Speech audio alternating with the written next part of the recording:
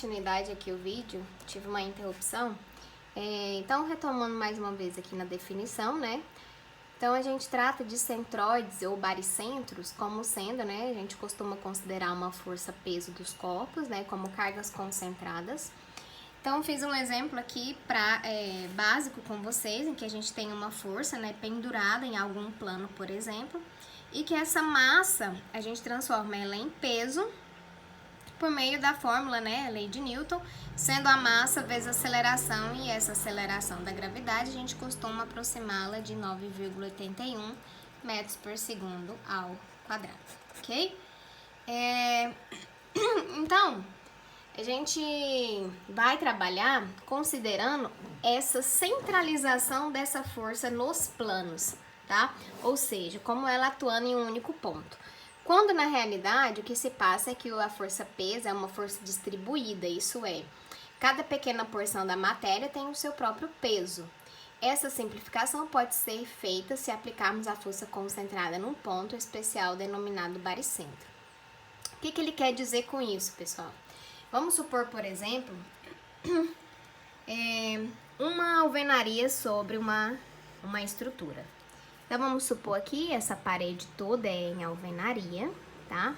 Essa parede, ela tá aqui distribuída ao longo de 10 metros, tá?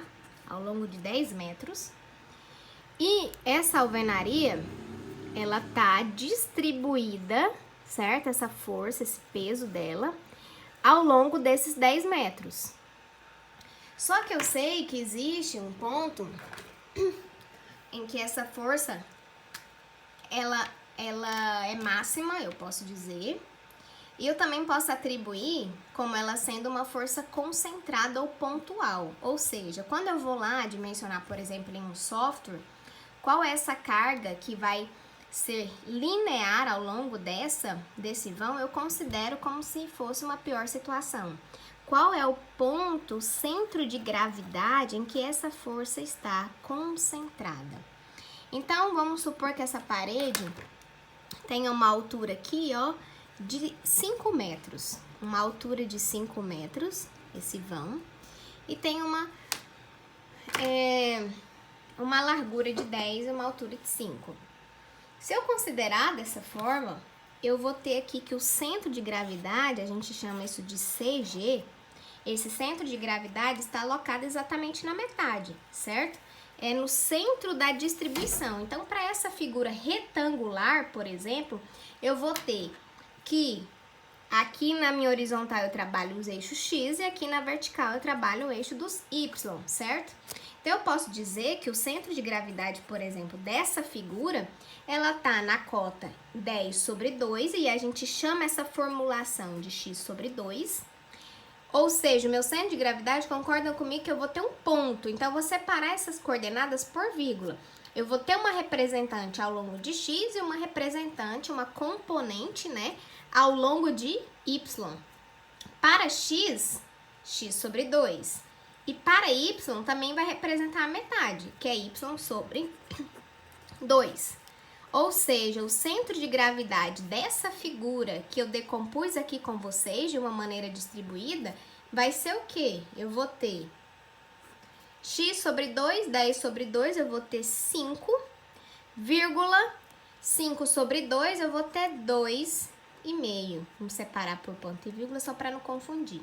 E esse centro de gravidade, essa cota está em metros, porque eu estou trabalhando com a unidade em metros. Se fosse em centímetros ou se fosse uma força, eu teria que expressar essa unidade de medida, tá? Então, o centro de gravidade está representado na cota 5 para x e na cota de 2,5 para y, certo? Essa formulação nós temos para cada figura geométrica, tá?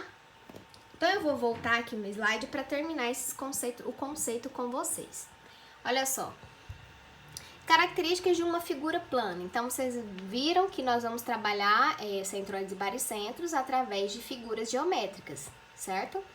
Então, eu vou precisar relembrar e conhecer alguns conceitos, como área, momento estático de uma área, centro de gravidade ou centro de massa, né, que também é o nosso centroide. Eu vou precisar conhecer o momento de inércia e raio de giração. Esses conceitos aqui, momento de inércia e o raio de giração, basicamente para figuras que elas são um quarto de uma figura ou meio de uma figura, e isso tudo eu vou passar com vocês, tá? Onde a gente vai trabalhar raio. Então, só pra gente recapitular, né? Eu tenho área, as áreas podem ser caracterizadas como uma superfície limitada sobre o seu contorno, certo? Essa área, eu posso ter, eu vou variá-la, né, conforme a minha geometria da figura.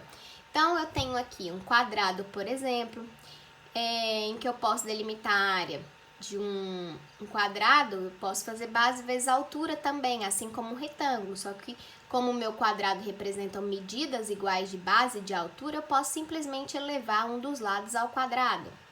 Eu tenho aqui um trapézio, que eu também posso entender essa mesma figura como sendo o quê? Ó, veja bem, eu posso ter um triângulo aqui, posso cortar outro triângulo aqui e fazer simplesmente o cálculo considerando essa única figura, ou seja, o centro de gravidade dela, eu posso considerar dividindo essa figura em 3 partes e posteriormente somar como uma figura composta, tá? Então, nós vamos calcular centro de gravidade de 2 maneiras. Quando eu visualizar uma única figura dessa forma aqui simplificada e quando eu tiver multiplicidade de figuras para facilitar o meu cálculo, como por exemplo aqui embaixo, olha só, posso visualizar 2 triângulos aqui. Então, eu posso fazer, eu vou calcular de 2 formas esse centro de gravidade. Bom, essas 2 formas que eu falo com vocês, basicamente é isso. Olha só, quando eu fiz com vocês o exemplo da parede, em que eu tenho uma parede distribuída e que eu visualizei que aqui é um retângulo de base 10, altura de 5, isso é imediato. Então, eu consigo encontrar por meio da fórmula, certo? Isso é uma fórmula, esse centro de gravidade. Então, eu consigo encontrar esses valores imediatos. Porém, há algumas figuras em que eu não consigo visualizar. Então, a gente vai ter que fazer por decomposição de figuras. Eu vou precisar visualizar quais e quantas figuras eu consigo ver naquela geometria para eu poder calcular esse centro de gravidade. Por exemplo, olha só. Como neste caso, ele deu uma figura em que, se a gente considerar, olha o que eu tenho. Eu tenho uma figura acima, que eu posso visualizar um triângulo. Aqui eu tenho um meio de círculo, né? Um semicírculo. Eu tenho um retângulo centralizado. Ou também eu posso visualizar de outras formas. Essas formas de visualização, isso é particular de cada um, independe da forma como eu visualizar, tá? Se esse cálculo dessa separação de figuras, ele tem que corresponder exatamente a esse cálculo da minha segunda visualização, tá? O centro de gravidade, eles precisam se coincidir. Ah, professora, mas é muito difícil eu visualizar, posso visualizar mais do que outros colegas? Sim, isso é particular. Porém, quanto mais fragmentado, mais cálculos vocês farão. Por exemplo, pode observar, professora, mas às vezes essa figura 4 ela vai ser maior em altura do que a figura 2. Porém, olha só, ao longo dos exercícios vocês vão entender melhor. Só que eu tenho uma diferença aqui, ó, de altura.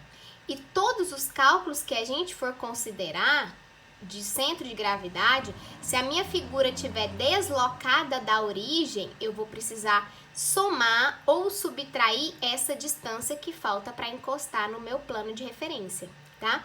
Então, independe da forma que eu visualizar, o que eu vou precisar relembrar e considerar são justamente essa variação de distância, que vai ser aonde meus cálculos vão convergir, se eu visualizei desta forma ou desta forma. Pessoal, aqui são algumas fórmulas, tá? Essas fórmulas eu vou disponibilizar na prova com vocês, tá? Ou vocês vão poder ter acesso a esse material aqui para fazer a avaliação. Então, eu tenho aqui, veja, o centro de gravidade de um círculo, ele se coincide, tá bem no meio. Desculpa. Opa! Aí. Ele coincide, ele tá no meio, então... Vixe Maria, peraí que... Ele quer andar sozinho agora.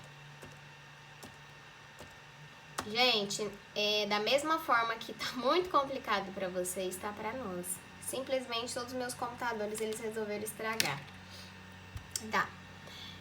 Então, veja, o centro de gravidade do círculo, ele se coincide, porque aqui, justamente na origem do meu plano cartesiano, esse ponto é 0 e 0. 0 para x e 0 para y. Então, o centro de gravidade para x vale 0 e para y também vale 0.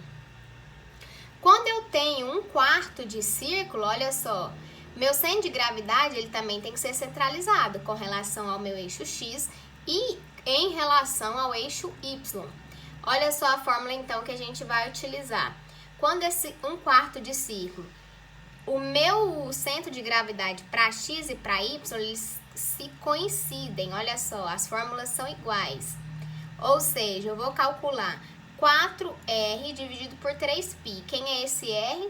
O raio, né? Se ele me der o diâmetro, eu vou dividir o diâmetro por 2 e encontrar esse raio. Já do semicírculo, eu vou ter que o centro de gravidade para x, olha só, vai ser bem na origem, vai ser 0. E eu vou ter uma altura aqui, ó, uma variação para y. Então, a de y não vai ser 0 mais, né? A cota andou. E eu vou calcular por meio de 4r sobre 3π. Bem simples, porque é igual aqui, ó, para o 1/4 de círculo. Nem precisa vocês decorarem, além do que isso vai estar na avaliação, tá? Então, eu posso cobrar dessas 3 maneiras. Eu posso ter círculo, 1/4 de círculo e semicírculo, certo? Figuras geométricas mais comuns, né? Eu tenho que o do retângulo e do quadrado, eles são iguais, tá? Esse é o centro de gravidade. Porém, a denotação aqui do quadrado é diferente porque ele considera que os lados são iguais. Então, ele simplesmente divide por 2. Mas é exatamente o que nós fizemos aqui no nosso retângulo exemplo. Base sobre 2 e altura sobre 2. No livro, ele traz justamente como B e H, tá? Base e altura. Eu fiz aqui com vocês em X e Y, mas é a mesma coisa. Já o triângulo, olha só, o triângulo eu vou precisar observar a partir do meu ângulo reto. Então, o meu ângulo reto do triângulo retângulo está aqui, certo? Então, a partir dele, eu vou locar o centro de gravidade. Então, eu vou dividir a base sobre 3 e a altura sobre 3, ok? Aí, aqui eu começo alguns exemplos com vocês, eu vou resolvê-los todos, tá? Eu vou já enviar esse vídeo e nos próximos eu resolvo os exercícios, porque senão vai ficar muito extenso.